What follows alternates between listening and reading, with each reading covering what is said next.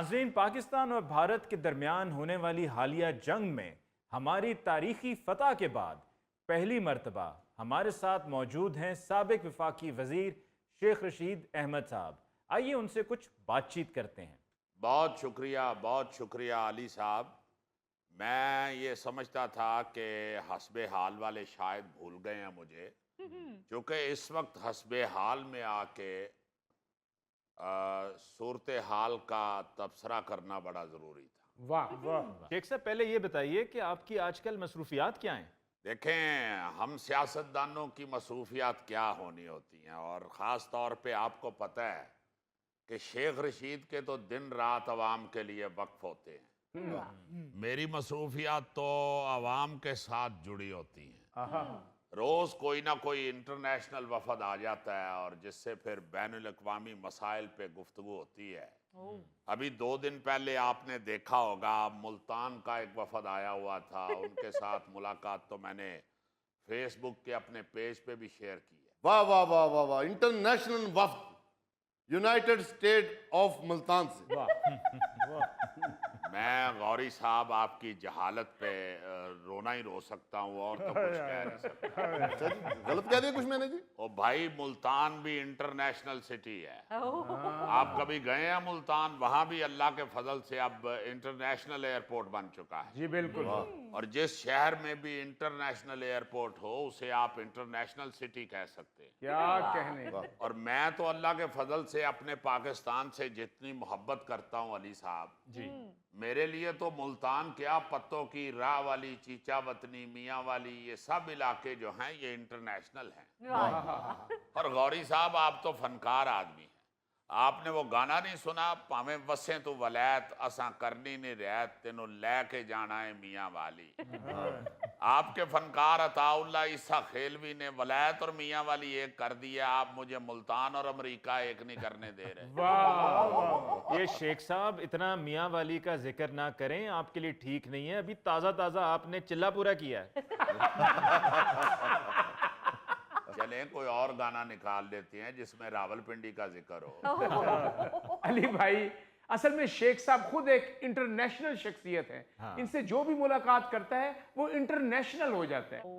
शेख साहब, ये नरेंद्र मोदी के हवाले से आपके बयानात बड़े तसलसल से जारी हैं। देखें जी, बात यह है कि मोदी को मैं जितना जानता हूँ उतना तो उसका अपना शीशा भी नहीं जानता।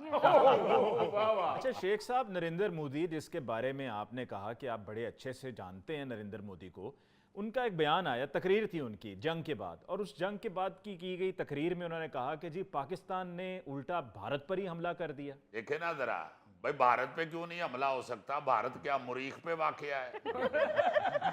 भाई आप अगर हमारे साथ, हमारी पाक फौज के साथ छेड़छाड़ करेंगे तो हमने ये जो बम रखे हुए हैं ये कोई शादी ब्याह पे चलाने के लिए नहीं रखे हुए।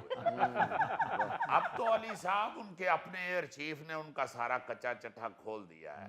उसने ये कह दिया है कि ये सिर्फ मंसूबे ही बनाते हैं, दावे ही करते हैं, है इनके पास कुछ भी नहीं। असल में मुख्तसरन उसकी बात यही थी कि कुछ भी नहीं है उनके पास। हाँ जी, बिल्कुल। नरेंद्र मोदी के दिमाग में बिहार का इलेक्शन सवार है और उसने बिहार के चक्कर में सारे भारत में खजां ले आनी है, क्योंकि उसे अंदाजा नहीं है हमारी फौज क्या शय है। हाँ जी।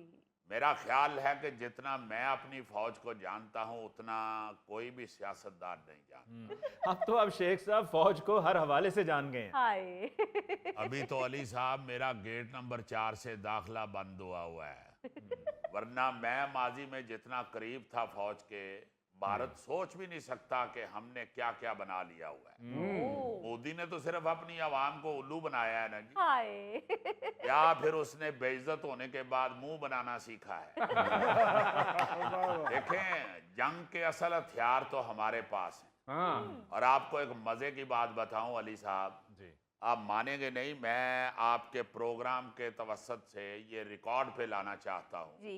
जब ये JF-17 थंडर तैयारे बन रहे थे तो मैं 2 मरतबा देखने के लिए गया था। अच्छा और मैंने जब उसे देखा तो मैं इतना खुश हुआ तैयारा देख के कि मैंने एक थंडर तैयारे की पुश्त पे थपकी दी थी कि ये कोई काम दिखाएगा। जबरदस्त। और ये भी मैं आपको बताता चलूं कि ये जो इंडिया के राफेल गिराए हैं ये उसी थंडर तैयारे ने गिराए हैं जिसको मैंने थपकी दी थी। अच्छा, तो शेख साहब ये थंडर को थपकी आपने दी थी? जी हाँ जी हाँ, और थपकी दे के मैंने कहा था टेस्ट द थंडर। बल्कि मुझे याद है कि मैंने वापसी पे थंडर के कान में भी कहा था कि पुत्र कम चुक के रखिए। शेख साहब आप कबूतर छोड़ते ही अच्छे लगते हैं, ये लंबी लंबी छोड़ते हुए अच्छे नहीं लगते। शेख साहब, कबूतरों से याद आया कि आप तो आज़रबाईजान भी जाकर कबूतरों को दाना डाल रहे थे, तो ये हर जगह कबूतर नए होते हैं या यहाँ से अपने साथ लेकर जाते हैं? देखें जी, ये कबूतरों का और मेरा साथ बड़ा पुराना है। कबूतरों को दाना डालने से ही मैंने सियासत सीखी। अच्छा मुझे तो जहां असली कबूतर ना मिले मैं अपने जेब से प्लास्टिक का कबूतर निकाल के उसे दाना डालना शुरू कर देता। ਸ਼ੇਖ ਸਾਹਿਬ ਸਾਰਾ ਦਾਣਾ ਕਬੂਤਰਾਂ ਨੂੰ ਪਾਈ ਜਾਂਦੇ ਹੋ, ਕਿਸੇ ਹੋਰ ਮਖਲੂਕ ਦਾ ਵੀ ਖਿਆਲ ਕਰ ਲਓ। वाह। यानी तुम्हारा मतलब ये है कि तुम्हारे लिए अब जेब में खल बनौला और वंडा भी रखा करूं। शेख साहब, ये मुल्की हालात के बारे में आपकी क्या राय है? क्या आपको लगता है कि अब हालात कुछ बेहतरी की तरफ जा रहे हैं? देखें जी, मैं ये समझता हूं कि फौज ने तो अपना काम दिखा दिया और बेहतरीन दिखाया। हाँ जी राफेल तैयारे जो हैं वो हाथ जोड़कर बेचारे हमारी फजाइया के सामने खड़े हो गए, बिल्कुल माफी मांगते रहे। ओह, गलती हो गई है, ऐदकी छड़ दियोगो तो नहीं ये हरकत करांगे।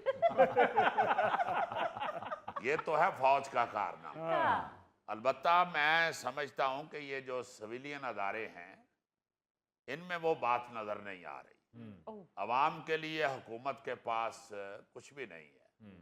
अवाम तो अब किसी मसीहा की तरफ देख रही है, इंतजार कर रही है कि कोई ऐसा लीडर आए हाँ जो आके हमें कोई सुख का सांस लेने के लिए कोई ऐसा कुछ करे। तो वो मैं समझता हूं कि वो अभी दूर है। अभी ये हालात उस तरह के नहीं हैं कि अवाम को हुक्मरानों की तरफ से कोई सुख की सांस आए। शेख साहब, बातें तो आपकी बड़ी अच्छी हैं, पर ये सब कैसे मुमकिन है? कौन करेगा ये? देखें, अब मैं अपने मुंह मियाँ मिठू बनता हुआ अच्छा नहीं लगता। ਸ਼ੇਖ ਸਾਹਿਬ ਬਣਨਾ ਵੀ ਨਾ, ਤੁਹਾਡੀ ਸ਼ਕਲ ਮੀਆਂ ਮਿੱਠੂ ਦੇ ਨਾਲ ਨਹੀਂ ਰਲਦੀ।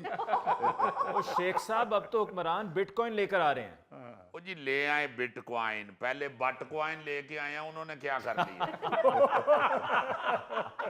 देखें, मैं ये तबसरा नहीं करना चाहता, वो बिटकॉइन हो, बटकॉइन हो, शेख कॉइन हो, जब तक इन लोगों को ये एहसास नहीं होगा कि हम गलत कर बैठे हैं उस वक्त तक मैं नहीं समझता कि हालात बेहतरी की तरफ जाएंगे। ओह ये सब हवाई बातें हैं, ये लॉलीपॉप हैं, ये बिटकॉइन जो करेंसी जेब में ही नहीं है, जिसके होते हुए जेब ही भारी महसूस नहीं होती।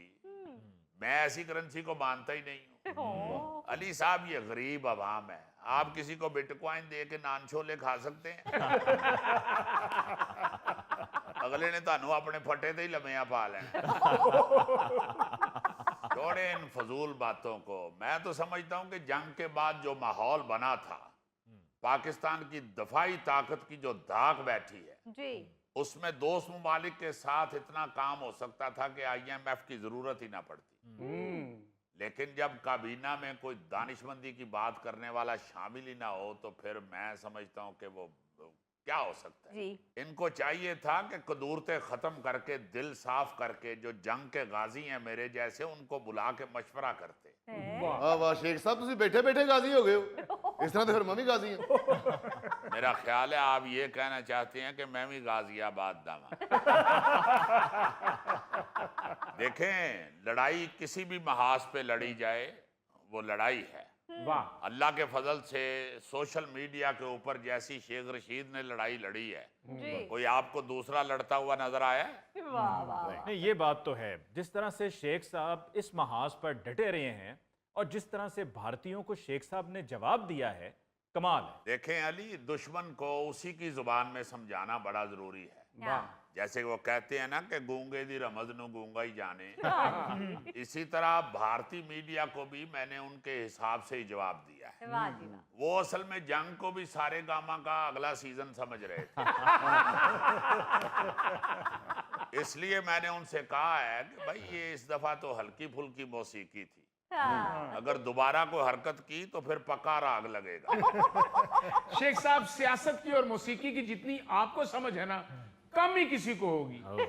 आपका बहुत शुक्रिया जनाब, आप भी माशाल्लाह वास्कर जब भी पहनते हैं बच्चों के शेख रशीद लगते हैं।